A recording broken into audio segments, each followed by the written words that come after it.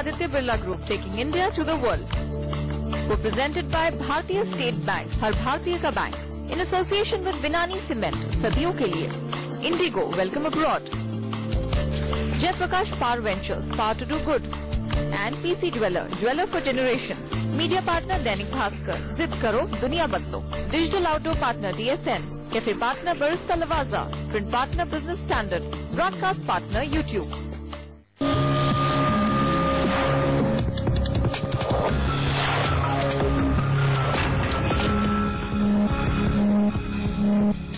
नमस्कार। भगाओ black money को अपने इस संदेश के साथ ब्लैक एंड व्हाइट पहुंचा है गुलाबी शहर जयपुर में। हम यहाँ के प्रसिद्ध मॉन्यूमेंट जल महल के बाहर खड़े हुए हैं और जल महल के बाहर हम बात करेंगे जयपुर के व्यापारियों से, जानेंगे उनकी क्या चाहत है बजट 2012 से। वो क्या चाहते हैं अपने व्यापार और अपने परिवार के लिए, टैक्स में किस तरह के बदलावों की उम्मीद है इन्हें, इनकी वो सारी बातें हम जानेंगे यहाँ जयपुर में।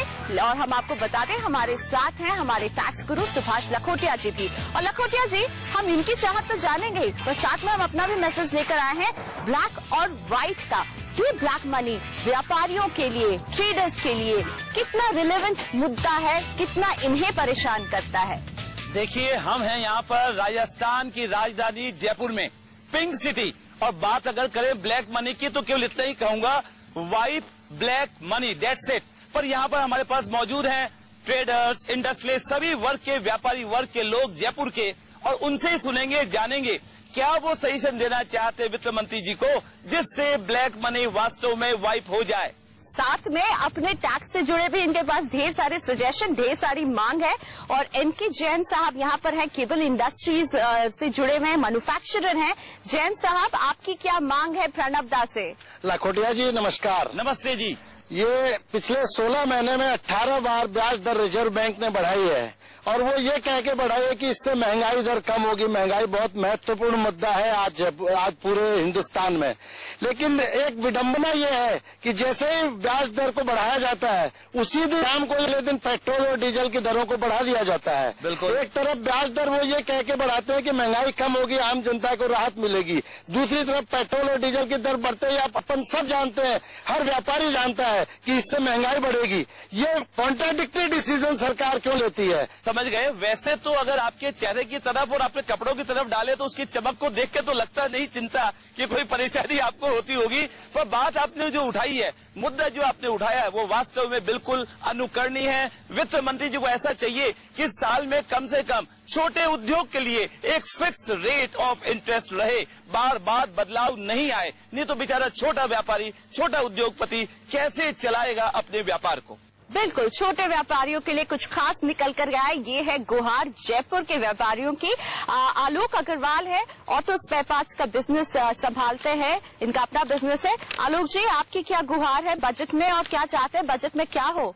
मैं जिस ट्रेड से हूँ, ऑटोमोबाइल, लुब्रिकेंट और बैटरी ट्रेड से हूँ। ट्रेडिंग करते हैं, मैन्युफैक्चरिंग करते हैं? ट्रेडिंग करते हैं, डिस्ट्रीब्यूशन हाउस है। हाँ। गवर्नमेंट ने जब वैट लगाया था तब ये कहा था कि हम सीएसटी रिड्यूस कर देंगे। लेकिन वैट की प्राइस बढ़ा दी, लेकिन सीएसटी गवर्नमेंट ने अपना वादा नहीं निभाया। 2% टैक्स है। हमारे ट्रेड में 11% एक्साइज ड्यूटी है, 2% सीएसटी है और 15% वैट है। लेकिन गवर्नमेंट ने जो एक्साइज की पॉलिसी है वो 100 एमआरपी पे 35% अमेंडमेंट के बाद एक्साइज लगाते हैं। तो अब क्या चाहते क्या है? हम ये चाहते हैं कि ब्लैक मनी जनरेट कैसे हो। हम बात करते हैं ब्लैक मनी वापस आने की, लेकिन जो रोज जनरेट हो रही है गवर्नमेंट की पॉलिसीज की वजह से, हायर टैक्सेशन की वजह से, उसके बारे में कोई बात नहीं करता। समझ गए, आपकी बात है। विचार वित्त मंत्री जी को देना चाहते हैं कि रेट कम करो तभी जाके ब्लैक मनी बढ़े, कम होगा। बिल्कुल सही बात है। पर हाँ, मेरे ख्याल से वित्त मंत्री जी को एक पुराना गाना सुना देना चाहिए, जो वादा किया वो निभाना पड़ेगा। शायद वो गाना सुनेंगे तो शायद वित्त मंत्री जी को याद आ जाएगी बातें कि हमने वादा किया वो ठीक निभाना है हमको। चलिए, वादे भी निभाने हैं, कई सारी कसौटियों पर प्रणब दा को खरा उतरना है। ऐसे में जयपुर के व्यापारियों की क्या मांग है, यही जान रहे हैं हम ब्लैक एंड व्हाइट में।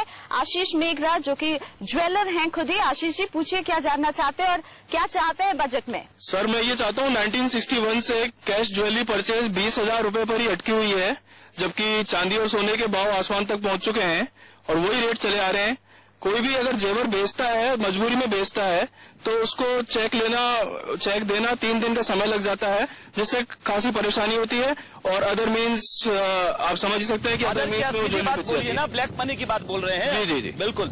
आप दोस्तों देखिए, केवल ज्वेलरी की बात नहीं, ज्वेलरी में तो ठीक है, जिस दिन 10 ग्राम के दाम 5,000 रुपए थे, आज करीब 30,000 रुपए हैं, और उसमें भी देश में cash payment of expenditure for businessman, चाहे ज्वेलर चाहे इंडस्ट्री, किसी के लिए भी अगर 20,000 रुपए का कैश पेमेंट का नियम रहेगा तो देश में काला बाजारी, ब्लैक मार्केटिंग और ब्लैक एंड व्हाइट की समस्या रहेगी। सरकार से हम अनुरोध करते हैं, क्यों नहीं ऐसा कानून बनाएं कि बिजनेसमैन को कैश पेमेंट देने दो, जितना देना चाहे दे दे, पर ऐसे व्यक्ति को दे जिसके परमानेंट अकाउंट नंबर हो। ऐसे में सरकार चेकिंग भी कर लेगी, व्यापारी को समस्या भी नहीं होगी और टैक्स की चोरी भी नहीं होगी। अन्यथा हमने सुना ना अभी बात कि अगर व्यापारी ज्वेलर अगर खरीदता है ज्वेलरी तो उसे 2 नंबर में देना पड़ता है, क्योंकि 20,000 से ज्यादा कैश पेमेंट नहीं कर सकता। जी हाँ, हम इसी मुहिम के साथ है कि 2 नंबर को भगाओ।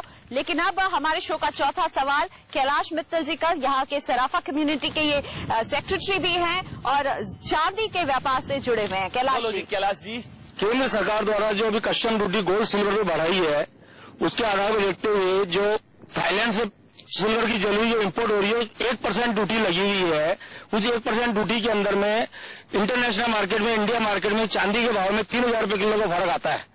तो 3,000 रुपए के किलो से 1% ड्यूटी से बैंकों की थाईलैंड ज्वेलरी जो इंडिया में इंपोर्ट हो रही है, उससे हिंदुस्तान की इंडस्ट्री जो भी लगी हुई है उसमें काफी बड़ा नुकसान हो रहा है। आप कहना चाह रहे हैं इम्पोर्ट ड्यूटी सिल्वर ज्वेलरी जो आ रही है थाईलैंड वगैरह से केवल 1% है, 1% ओनली थाईलैंड ज्वेलरी पे। ऐसे में हमारे देश का उद्योग कैसे पनपेगा? चाहे ज्वेलरी का हो, सिल्वर का हो, सरकार को चाहिए या तो ड्यूटी इसकी बढ़ा दे, तभी जाके देश का उद्योग तकलीफ नहीं पाएगा और अनएम्प्लॉयमेंट भी नहीं बढ़ेगी। बिल्कुल अच्छे विचार हैं आपके, बहुत बढ़िया। तो चलिए, सिल्वर के व्यापार से जुड़े हुए हैं तो जाहिर सी बात है इनकी चिंता भी उससे ही जुड़ी हुई है। अब लेते पराग रुंगटा जी की क्या चाहत है बजट 2012 में। पराग जी, डीटीसी का मुद्दा काफी समय से चर्चा में है और अभी हाल ही में घोषित हुए चुनाव परिणाम को देखते हुए आपको क्या लगता है कि ये कब तक इम्प्लीमेंट होगा और इससे यहाँ बैठे हुए या देश के सभी लोगों को, मुख्य लोगों को क्या फायदा होगा? उसके बारे में चर्चा करें। यूपी में, गोवा में, पंजाब में, और समस्या और चिंता लग रही है हमारे जयपुर वासियों को। वाह भाई वाह, डीटीसी की समस्या, बिल्कुल सही बात है आपकी। डीटीसी 1 अप्रैल 2012 से लागू होगा क्या? मेरे हिसाब से बिल्कुल नहीं होगा। अभी तो प्रारूप नहीं हुआ है, पर 1 अप्रैल 2013 से लागू होने की उम्मीद है। पर आप और हम वित्त मंत्री जी से अनुरोध ये कर सकते हैं, डीटीसी जो आने वाला है उसके अच्छे प्रावधान जिससे टैक्स पेयर को राहत मिले, वे इस बजट में लागू तो हो जाए कम से कम। तो टैक्स से जुड़ी तो ढेर सारी चाहते हैं ही, लेकिन कहीं ना कहीं लोग ये भी जानना चाहते हैं कि डीटीसी का क्या हुआ। प्रणब झा को इसका भी जवाब देना होगा कि कब से वो लागू करेंगे डीटीसी। इसी तरह के कुछ और सवाल बाकी है जयपुर के व्यापारियों के। हम अभी हाजिर हो रहे हैं एक छोटे से ब्रेक के बाद।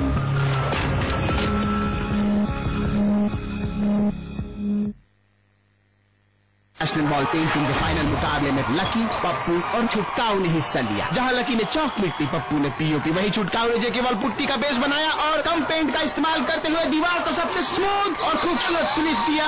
और ये प्रतियोगिता